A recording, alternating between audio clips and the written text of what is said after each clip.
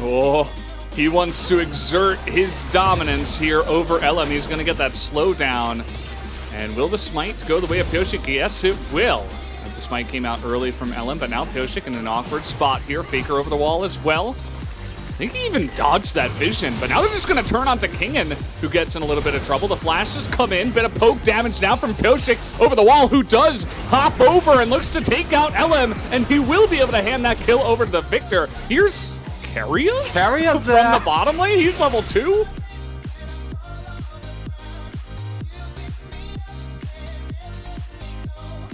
He's like, okay, I'm just leaving, guys. No way.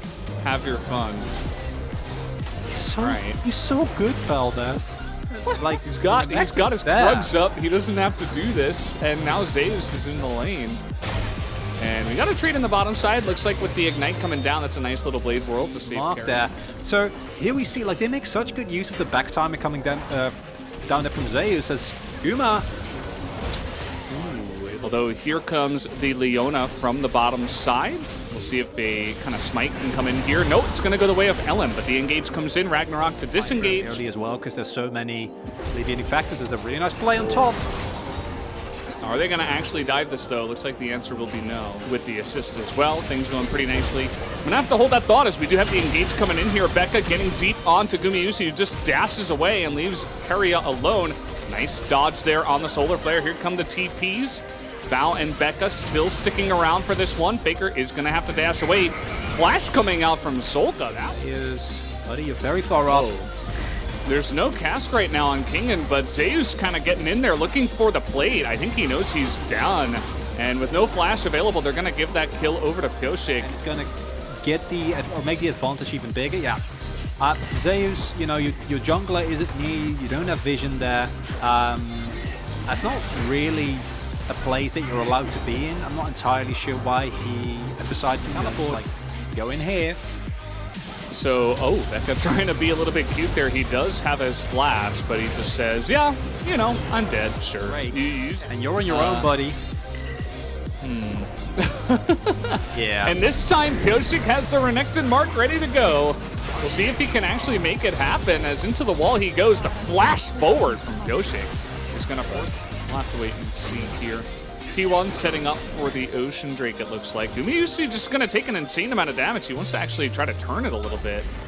But, you know, Miss Laser there is going to be nice for him to actually survive. But at the same time, that's an insane amount of poke damage already onto him, as here comes the engage, trying to just get Pyosik down, but there's the Lamb's Respite. He gets it off once again. He's going to be on the edge, but he will go down eventually. Solar Flare is good, as is the cast, but they should still have the damage. It looks like T1, though, a little bit too low on their health bars. And even though it is 4v3 at this point in time, they're not exactly... situation, right? Because you have two options. Either you, as we see the really good engage with Barrier, he was trying to go for, like, kill Pyosik before he can land for a spite. I'm not entirely sure why Pyosik didn't get shuffled all the way, because that would have definitely killed him, right? You kill him in the knockup, and then the ult is not really relevant. That looks a little weird. I'm not sure. Maybe it was. That would be one of the, like, I don't know what else he could be, because there was no other CC available there. A little bit of a flank attempt, perhaps, from Keria. As the ward does come in, he has jumped into the pit, actually, has Keria. As now he will go in, they're looking to get it. That is a massive ultimate that comes out from Faker and separates the entire team of DRX, but you still have both of the carries from DRX alive here on the right side. They're going to be able to chip down onto Zeus, and it looks like the Ocean Drake will go the way of the Olaf, but Solka looking for more. He's going to pick up another kill, and as Gumayusi will be able to trade it back, but now a triple over to the side of the Kaisa, and with the TP coming in from Kingen, they should be able to take down Gumayusi, and there it is, the quadra kill for Bao. Crucially here, though, the Drake does go to T1. So this is the type of fight where you can either try and shuffle him out, but with this great engage from Keria combined with the attractive Pell, the call is 100 to 0 them. Don't give them the opportunity for a Lamb's Respite, and it goes fairly well, but here they're split, right? Like Bao and Solka have so much damage available to them And Faker, super low, and Gumayushi chasing too long after a Gragas, who in the grand scheme of things is not that relevant. Faker is going to dash in here soon to try and get the shield, because he knows otherwise he's dead, so it looks kind of troll, but either you get the shield and you die, or you die no matter what. And then the teleport comes in here from King, and the Drake goes to T1 though, so even though this subsequent team fight looks a bit rough, and Bao is incredibly accelerated within this game. They're going to respect that teleport. Pyosik he's just kind of doing his own thing, and T1 have left Zeus to die on the left side, as meanwhile the Rel dies in the team fight under the sand turret. What is going on over here?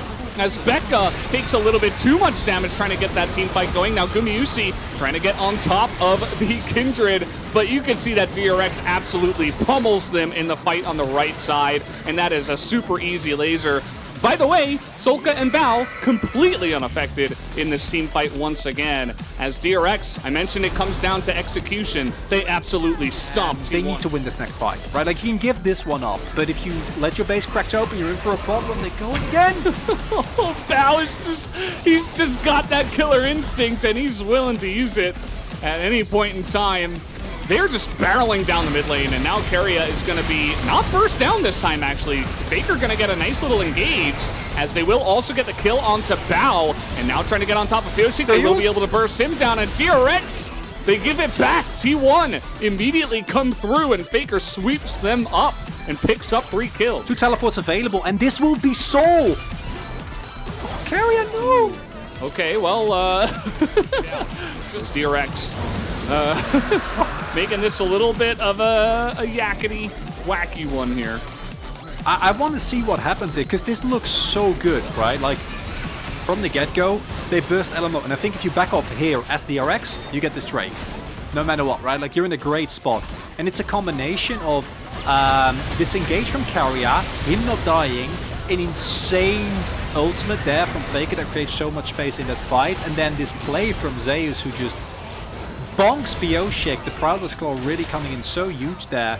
And then, you know, Keria, you're still not allowed to be up there. That's not okay, buddy. But that Soul. And this is big. You know, you would love to have an Olaf that can flash onto a low carry, right? But you just don't have that anymore.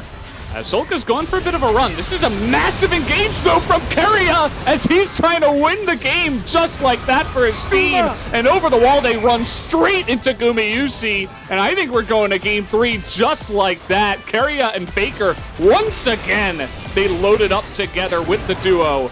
And they make the gigantic engage happen. It's the reverse curse, just as I say, Gumayushi. I don't know if you're really doing enough. He goes for the 1v2, but as you said, the real heroes of that fight, Keria with these engages, man. Yes, he had the oopsie underneath the turret, right? Like, that dove a little bit too deep, but this is the counter to that Lamb's Respite that had such a big impact in the last game. T1 kind of overcoming the struggles that they had in the first game, and just the decisiveness, even after what was honestly a rough series up until this point, to just go in like that. You know, Adam's flash didn't matter, so that's exactly. That's he didn't need his flash at the end. We take those.